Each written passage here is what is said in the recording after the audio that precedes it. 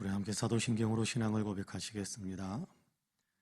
전능하사 천지를 만드신 하나님 아버지를 내가 믿사오며 그 외아들 우리 주 예수 그리스도를 믿사오니 이는 성령으로 잉태하사 동정녀 마리아에게 나시고 본디오 빌라도에게 고난을 받으사 십자가에 못 박혀 죽으시고 장사한 지 사흘 만에 죽은 자 가운데에서 다시 살아나시며 하늘에 오르사 전능하신 하나님 우편에 앉아 계시다가 저리로서 산 자와 죽은 자를 심판하러 오시리라.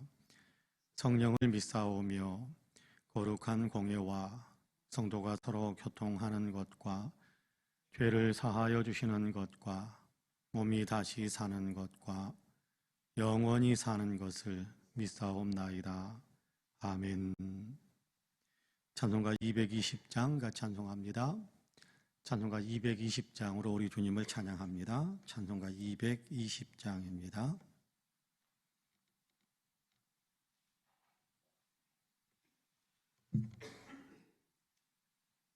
찬송가 220장 같이 찬송합니다. 사랑하는 주님 앞에 형제자매 한자리에 그 신은혜 생각하며 즐거운 찬송 부르네. 내 주 예수 본을 받아 모든 사람 내 몸같이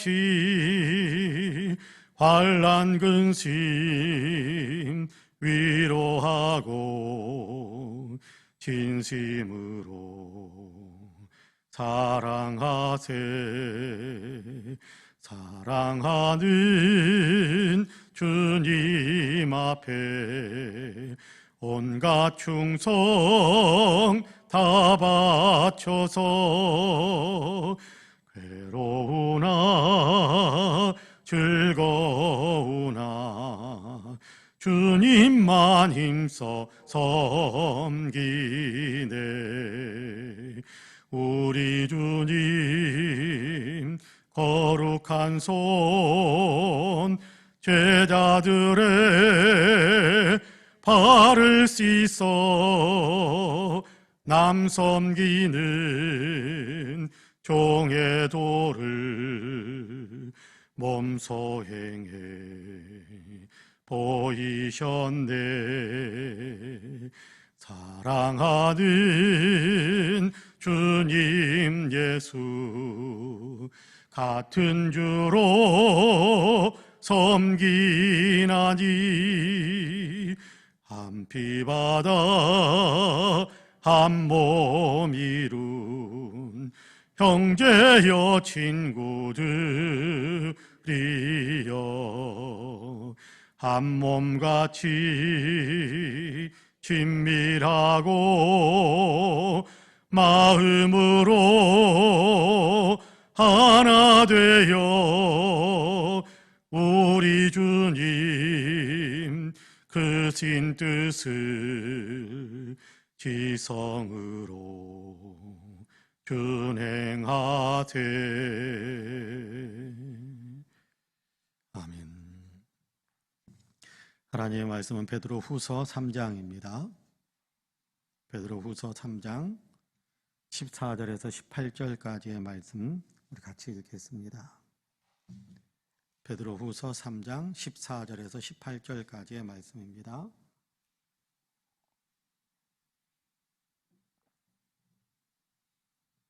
베드로후서 3장 14절에서 18절까지의 말씀입니다.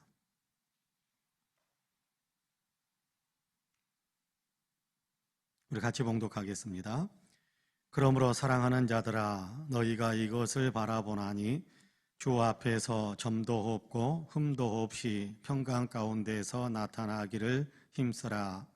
또 우리 주의 오래 참으심이 구원이 될 줄로 여기라.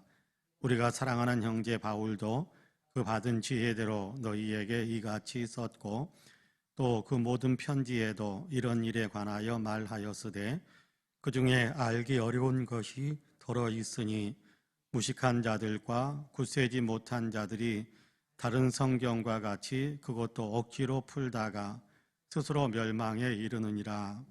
그러므로 사랑하는 자들아, 너희가 이것을 미리 알았은즉 무업한 자들의 미혹에 이끌려 너희가 굳센 데서 떨어질까 삼가라.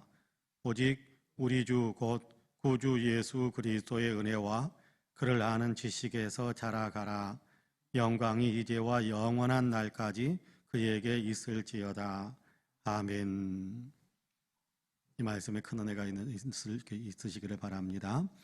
할렐루야.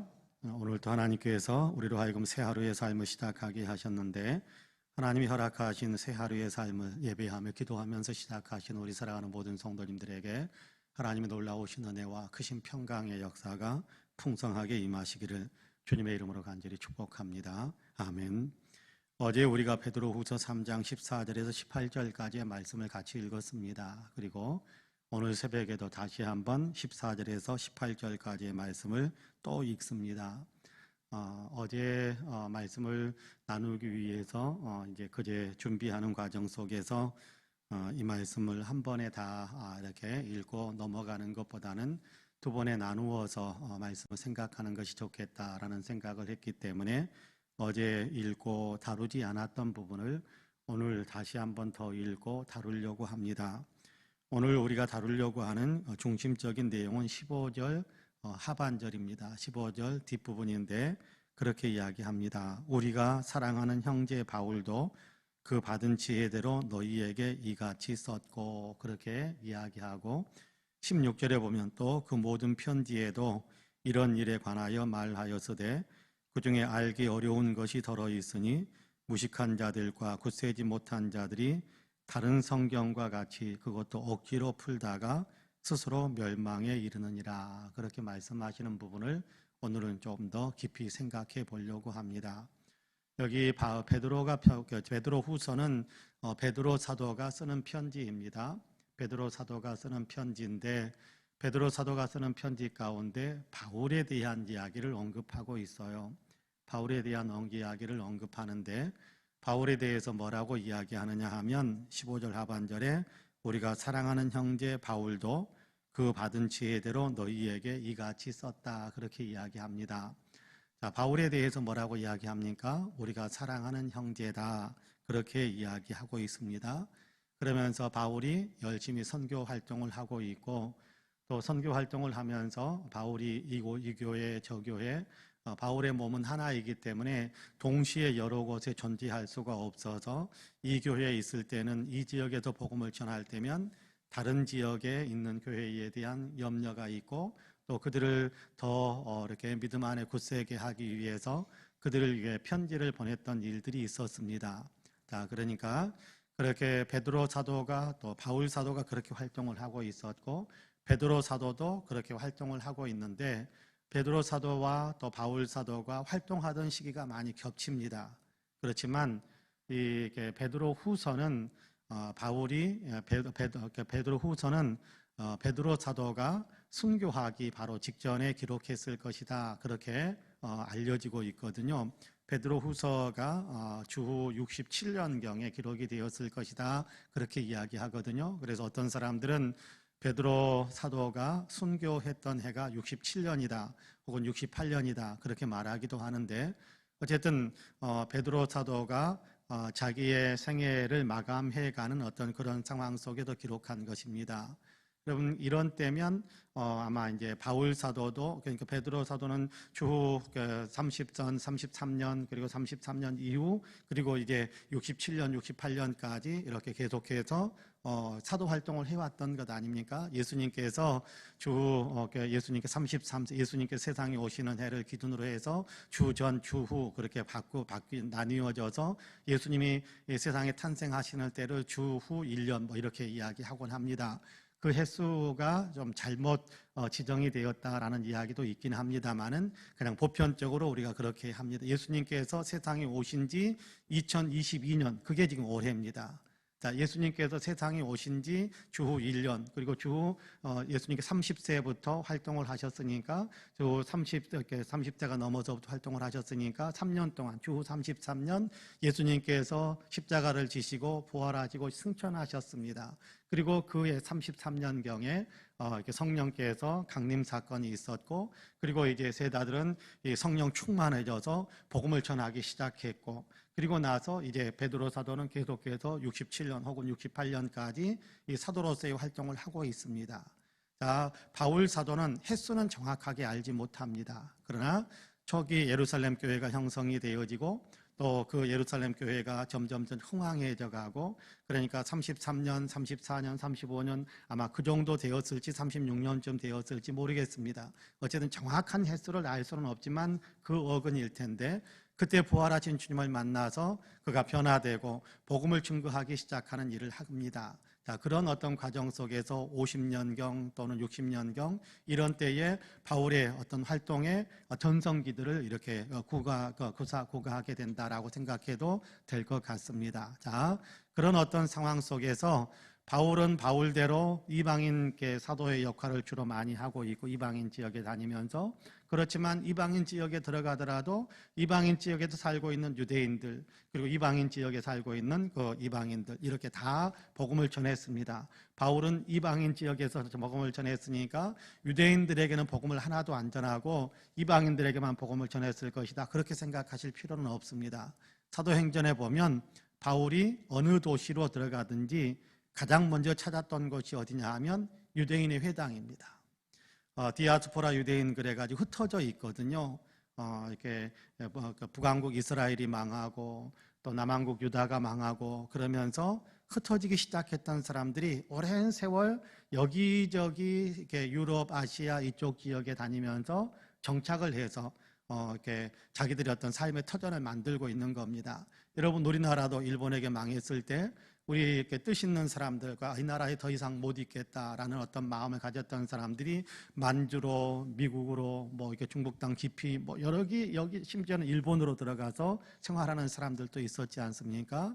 그런 것처럼 나라가 망한 다음에 이스라엘 사람들도 여기저기 흩어져서 살면서 자기들의 동네를 만드는 거예요. 자기들이 어떤 삶의 기반을 만든 거예요. 그 사람들을 흩어진 유대인, 그렇게 이야기하는데, 사도행전에 보면 바울이 갔던 곳에, 선교하러 갔던 곳에서 제일 먼저 들어갔던 곳이 어디냐 하면 회당에, 유대인들이 회당, 유대인들이 자기들의 공동체를 이루고 거기서 유대교식으로 하나님을 섬기는 그런 어떤 삶을 살았던 곳에 들어가서 복음을 증거하기 시작하고, 또 그 회당에 모여왔던 이방인들에게도 복음을 증거하고, 시장에 나가서 이방인들 여러 이렇게 큰 거리로 나가서 이방인들 만나면 또 복음을 증거하고, 그랬던 활동했던 것이 사도 바울의 활동하는 그런 모습입니다. 자, 그런데 그 활동하는 과정 속에서 바울과 베드로가 서로 만날 때도 있었고 전혀 못 만나고 서로 흩어져 있을 때도 있었습니다. 갈라디아서를 보면 둘이 같이 만나서 잠시 활동이 겹쳤던, 공간이 같이 겹쳤던 때가 있었던 것 같아요. 근데 거기에 대해서 갈라디아서 2장에 보면 바울은 그런 기록을 하고 있습니다. 우리가 유대교식의, 이거 다시 말하자면 율법을 철저하게 지킴으로 인해서 구원받는 것이 아니고 예수 그리스도를 믿음으로 구원받는다라는 것에 대한 얘기를 자세히 하기 시작하면서 거기에 어떤 일화 하나를 적어 놓습니다. 뭐라고 적어 놓느냐 하면, 베드로가 우리가 같이 만나서 같이 이방인 사람들과 함께 식사를 하는데, 이방인의 집에 들어가 동네에서 같이 식사를 하는데, 예루살렘에서 온 유대인 그리스도인들이 온다라는 얘기를 듣고 같이 이방인과 같이 식사하던 자리에서 이 베드로가 슬그머니 이렇게 밥상머리에서 물러난 사건이 있었다. 이방인과 같이 식사하다가 슬그머니 뒤로 물러나는 사건이 있었다라고 이야기합니다. 왜냐하면 유대인들은 이방인과 같이 식사하는 것을 부정탄다고 생각했어요. 율법을 어기는 것이다. 이거는 하나님의 백성으로 해서는 안 되는 일이다. 그런 생각을 하고 있었어요. 근데 예수 그리스도 안에서는 이제 그런 건물, 그런 장벽들이 다 무너진 상태거든요. 그런데 그 모습을 보고 예루살렘에서 유대인 그리스도인들이 온다라고 하니까 그 유대인들이 비난할 것을 생각해서 베드로가 슬그머니 물러난 거예요. 바울과 베드로 또 여러 유대인들 그리고 이방인들 같이 어울려서 식사를 하다가 베드로가 슬그머니 물러나니까 다른 유대인들도 같이 식탁에 있었던 유대인들도 같이 슬그머니 물러난 거예요. 봐봐, 같이 안 먹는 것처럼. 자, 그 사건에 대한 얘기를 하면서 그것이 잘못되었다라고 나는 그 자리에서 이야기했던 적이 있다라는 것에 대한 위로를 이야기합니다. 자, 이방인이냐 아니면 유대인이냐 이건 아무것도 아니라는 거예요. 이제 예수 안에서는 우리가 같이 예수 믿는다라는 그것이 중요한 것이지 이방인으로 성장했느냐 유대인으로 성장했느냐 이건 아무것도 아니다라는 것에 대한 얘기를 강조하기 위해서 그 위라를 사용합니다. 여러분, 그 내용이 이렇게 서신에 기록되어있기도 했고 그 사건을 겪기도 했고 그 핀잔을 들을 때 베드로가 바울의 핀잔을 들을 때 베드로의 마음이 어땠을까요? 이제 여기에 우리가 생각해야 될 굉장히 중요한 내용이 있습니다. 오늘 우리가 읽은 본문에 보니까 베드로는 바울에 대해서 뭐라고 이야기하느냐 하면 15절 쪽 하반절입니다. 우리가 사랑하는 형제 바울도 그 받은 지혜대로 너희에게 이같이 썼고 그렇게 이야기합니다. 무슨 얘기입니까? 바울에 대해서 뭐라고 이야기합니까? 우리가 사랑하는 형제다. 우리와 똑같이 이렇게 주님을 증거하는 그런 어떤 사도의 역할을 감당하는 그런 사람이다라고 인정하는 겁니다. 여러분, 사도들은요 굉장한 자부심이 있었을 거예요. 영적인 자부심이 있었을 거예요. 왜요? 예수님의 공생애를 3년 동안이나 같이 다녔다라는 자부심. 그런데 바울은 예수님의 공생애를 같이 다녔던 사람이 아닙니다. 그러니까 사도들이 보기에는 3년 동안 동행하면서 예수님 곁을 지켰던 예수님의 십자가 짊어지시고 순환당하는 모든 것들을 이렇게 같이 옆에서 지켜보고 그때의 그 엄청난 위기를 같이 이렇게 겪으면서 예수님 곁에 있었던 그 사도들이 생각하기에 그 이후에 이렇게 예수님을 만나고 예수님 믿기 시작한 사람들은 아무것도 아닌 것처럼 그렇게 생각하는 경향이 없잖아 있을 수도 있었을 텐데 베드로의 마음에는 그것이 없었던가 봐요. 우리가 사랑하는 형제 바울 그렇게 이야기합니다.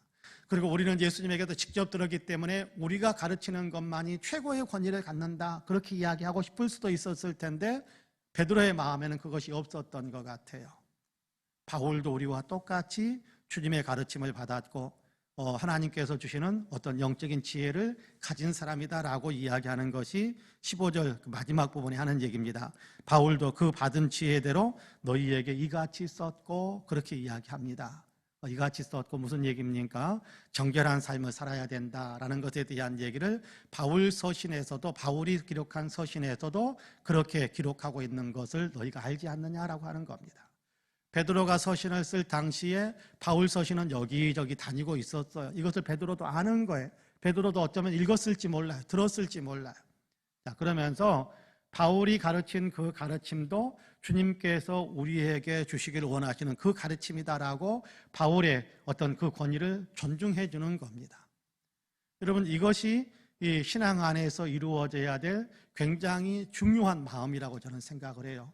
성경에서도 이건 굉장히 중요한 것으로 그렇게 다루고 있으니까요.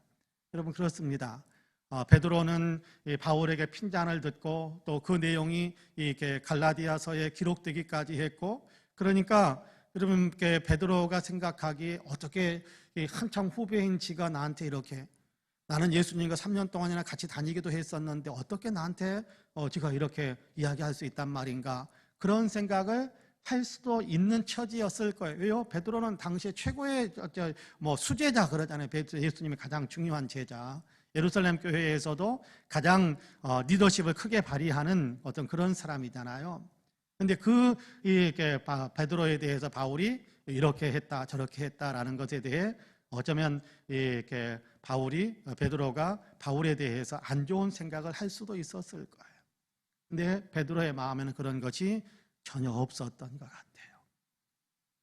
그 마음속에도 그래도 나도 주님께 쓰임받는 사람이고 너도 주님께 쓰임받는 사람이고 나는 나대로 쓰임받는 사람이고 너는 너대로 쓰임받는 사람이고 그래서 우리는 주님께 쓰임받는 사람일 뿐이다 라는 것에 대한 어떤 그런 고백을 하고 있는 것 같아요.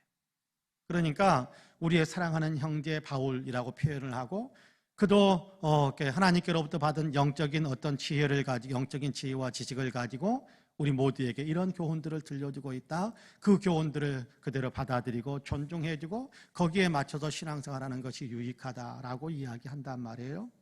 여러분, 이 마음이 우리에게도 있어야 되는 마음이에요. 우리에게도 있어야 되는 마음. 내가 누군데 너는 누구냐라는 것은 바람직하지 않고요.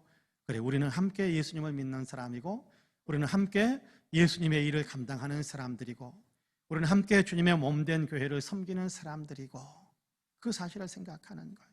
내가 옳고 네가 틀렸다가 아니라, 그래, 우리는 함께, 그래, 네가 맡은 역할들을 감당하고 나는 내가 맡은 역할들을 감당하고, 그렇게 생각하면서 서로를 존중해 주면서 신앙의 공동체를 이루어가는 것이 교회예요. 그것이 주님께서 원하시는 아름다운 신앙인의 모습이다라는 것입니다. 오늘 우리가 읽은 본문을 가만히 한번 생각해 보는 것은 굉장히 중요할 것 같아요.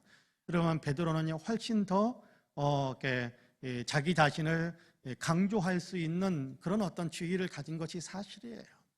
어쩌면 나이도 베드로가 더 많았을지도 모르겠어요. 그럼에도 불구하고 바울을 철저하게 존중해 주면서 그가 하고 있는 여러 가지 일들도 존중해 주면서, 그러면서 주님의 몸된 교회 성도들의 신앙에 유익을 주기 위해서 애쓰는 그런 모습을 보이고 있거든요. 우리도 마찬가지입니다. 우리도 마찬가지. 그런 마음이 우리에게 있어야 돼요. 나는 옳고 그 사람은 좀 그런 것 같은데, 깎아내리려고 하면 내가 올라가는 것은 아닙니다. 내가 올라가는 것도 아니고 깎아내려가는 것이, 그 사람이 깎아져 내려가는 것이 아니라 그 사람이 하고 있는 주님의 일이 우습게 되는 거예요. 그 사람이 증거하고 있는 주님의 복음을 우습게 여기가 만들어버리는 거거든요. 그런 것이 되어서는 안 된다는 것. 주님의 일을 하고 있으니까, 주님의 백성이니까, 주님의 몸된 교회의 일원이니까 그냥 존중해 주는 거예요. 그러면 같이 존중받는 거예요. 같이 존중받는 거예요. 그럼 우리 교회 송파은혜교회, 그렇죠? 아름다운 교회입니다. 우리 성도님들께서 우리 성도님들 가운데 한 사람이라도 우리가 깎아내리려고 하면 누구를 깎아내리냐 하면 교회를 깎아내리는 거예요. 교회는 무엇입니까? 주님의 몸된 교회. 내가 누군가를 이렇게 존중해주면 누구를 존중하는 거예요? 교회를 존중하는 거예요. 누구를 존중하는 겁니까? 주의 몸된 교회를 존중하는 거니까 주님을 존중하는 거예요. 이 사실을 우리가 생각한다면 우리가 서로가 서로를 존중하면서 살아야겠다라는 어떤 분명한 우리의 영적인 태도를 가질 수 있다고 저는 믿습니다. 그런 의미에서 저와 여러분이 서로 존중할 줄 아는, 서로 존중해주는, 물론 우리 소의 성도님들은 서로 존중하면서 살고 있는 것을 저는 압니다. 그럼에도 불구하고 우리가 다시 한번 영적으로 든든하게 무장하기를, 그래, 더 존중하면서 내가 너를 존중해주고 네가 나를 존중해줘야 된다 먼저 요구하는 것을 내려놓고 내가 너를 존중해주는, 그것이 내게 맡겨진 주님의 사명이다라는 것을 생각하면서 살아갈 때 우리 교회는 더 아름다워지고 주님께서 기뻐하시는 교회로 더 튼실해질 수 있게 될 겁니다. 바로 우리 모두가 그런 교회를 만들어갈 수 있게 되기를 주님의 이름으로 간절히 축복합니다. 아멘. 기도하겠습니다. 자비와 긍휼이 풍성하신 하나님, 오늘도 우리를 사랑하시어서 새벽을 깨우시고 예배하며 기도하며 하루의 일과를 시작하게 하시니 감사합니다. 우리를 지극히 사랑하시기에 오늘도 주님을 생각하고 또 주님께서 주시는 영적인 분별력과 지혜를 동원해서 이 땅에서 그리스도인으로 살아가는데 삶을 더 하나님께 능력 있게 만들어 주시기 위해 또 더 힘있게 살아갈 수 있도록 도와주시기 위해 이 새벽에도 우리에게 은혜를 더해 주시려고 새벽을 깨우시고 예배하며 기도하는 자리에 서게 하셔서 참 감사합니다. 오늘도 하나님 기도하면서 찬양하면서 말씀을 나누면서 주님의 은혜를 받습니다. 우리가 어떤 믿음의 태도를 가져야 할 것인지 다시금 생각할 수 있게 하시니 참으로 감사합니다. 우리의 마음에 옆에 있는 신앙의 동료들을 늘 존중할 수 있는 마음을 가질 수 있도록 도우셔서 서로를 존중함으로 하나님 주의 몸된 교회를 존중하고 교회의 주인이신 주님을 존중하는 그런 결과가 이루어진다는 것을 생각하면서 늘 베드로가 바울을 존중했던 것처럼 우리도 그렇게 존중하는 삶을 살아갈 수 있도록 주님께도 축복해 주옵소서. 기도하는 이 시간 주여 우리에게 성령의 충만함을 주시기를 원합니다.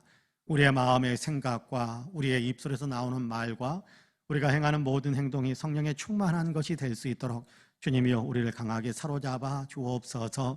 예수님을 더 많이 사랑할 수 있게 하시는 성령의 충만함, 예수님을 더 많은 사람들에게 전해줄 수 있는 성령의 충만함이 우리 안에 항상 있게 하여 주시어서 우리가 행동으로 말로 계속해서 예수님을 나타내며 우리 때문에 많은 사람들이 예수님을 보게 되는 그런 거룩한 역사들이 우리의 삶 속에도 더 풍성해질 수 있도록 도와주옵소서.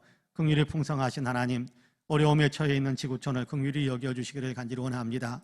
속히 코로나 질병에서 온전히 벗어날 수 있도록 도와주시고 하나님, 전쟁이 완전히 그치고 평화의 웃음꽃이 활짝 피는 지구촌이 되게 하여 주시기를 간절히 원합니다. 아버지 하나님, 우리나라 안에서도 하나님 여러 가지 코로나가 아버지 어느 나라보다 더 극성을 부리고 있다는 뉴스들을 종종 듣습니다. 주님, 속히 이 나라 안에서 아버지 코로나가 잠잠해질 수 있게 하시고 코로나가 퇴치될 수 있도록 은혜를 더하여 주시기를 간절히 원합니다. 하나님, 화재로 인하여서 아버지 생활의 터전을 잃고 몹시 안타까워하고 또 아버지 하나님 이 자리에 주저앉아 애통해하는 우리의 아버지 동포들에게 은혜를 베풀어 주시어서 그 자리에서 일어설 수 있는 마음의 의지와 용기를 가질 수 있게 하시고 하나님, 서로 아버지 어려울수록 돕기 위해 애쓰는 아버지 아름다운 사랑이 우리 동족들에게 더 넘쳐날 수 있도록 도우시사 아버지 삶의 터전을 잃었던 사람들이 삶의 터전을 회복하는 귀한 역사들도 있도록 주님께서 축복해 주옵소서. 새로 선출된 대통령 아버지 하나님 바른 판단과 바른 정책들을 만들어가고 나라를 아버지가 정말 잘 이끌어갈 수 있도록 은혜를 더하여 주옵소서. 하나님, 우리 송파은혜교회 은혜를 더하시기를 원합니다. 아버지 교회 이름 그대로 아버지 더 아버지 하나님의 은혜로 풍성해지는 교회가 되게 하여 주시고 그 은혜를 더 많은 사람들에게 나누는 귀한 교회로 더 든든하게 서게 하여 주옵소서. 열정적인 예배 공동체로 예수 그리스도를 나타내는 제자 공동체로 영혼을 살려내는 선교 공동체로서의 역할을 잘 감당할 수 있도록 주님께서 복을 더하여 주옵시고 하나님께서 함께 하여 주시사 이 교회에 속해 있는 모든 성도님들 함께 예배하며 기도하는 모든 성도님들에게 하나님 놀라운 은혜를 더하시사 영적으로 아버지 영혼이 잘 되게 하여 주시고 영혼이 잘된 같이 범사가 잘되고 강건한 복을 더 풍성하게 누리게 하여 주옵소서. 이 교회에 속해 있는 아버지 어린이부부터 아버지 하나님 청소년부, 장년부, 아버지 하나님 청년부 모든 연령층에 아버지 영적인 부흥의 불길을 지펴주시고 양쪽으로도 성장해가는 귀한 복의 역사가 있게 하여 주시고 아름답게 예수 그리스도의 제자로 양성되어진 사람들이 아버지 세상 곳곳에서 그리스도의 향기를 강하게 끼침으로 아버지는 이 땅 복음화를 위해 이 교회가 더 유능하게 쓰임받을 수 있도록 축복해 주옵소서. 특별히 아버지는 돌아오는 주일에는 아버지 하나님 우리가 안수집사 3인을 선출하기 위한 공동회의를 갖기를 원합니다. 온 성도들이 이 일을 위해서 함께 기도하고 생각할 수 있게 하시고 주님께서 아버지의 교회를 위해서 아름답게 사용해 주실 귀한 그릇들이 선출되어질 수 있도록 은혜를 더하여 주옵소서. 아픈 사람들에게 치료의 은혜를 베풀어 주시고 생활의 어려움을 겪는 분들에게 생활의 축복을 더하여 주옵시고 아버지 꿈을 향하여 달려가는 사랑하는 자녀들에게 꿈의 성취의 역사들도 풍성하게 베풀어 주옵소서. 오늘도 아버지 기도하는 사랑하는 모든 성도들에게 응답의 복을 주시고 오늘도 주님의 강한 권능의 손으로 붙잡으셔서 승리하는 날로 주님께 살아갈 수 있도록 도와주옵소서. 감사드리며 예수님의 이름으로 기도하옵나이다. 아멘.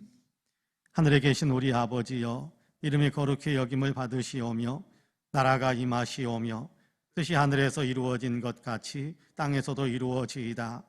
오늘 우리에게 일용할 양식을 주시옵고 우리가 우리에게 죄 지은 자를 사하여 준 것 같이 우리 죄를 사하여 주시옵고 우리를 시험에 들게 하지 마시옵고 다만 악에서 구하시옵소서. 나라와 권세와 영광이 아버지께 영원히 있사옵나이다. 아멘. 함께 기도합니다.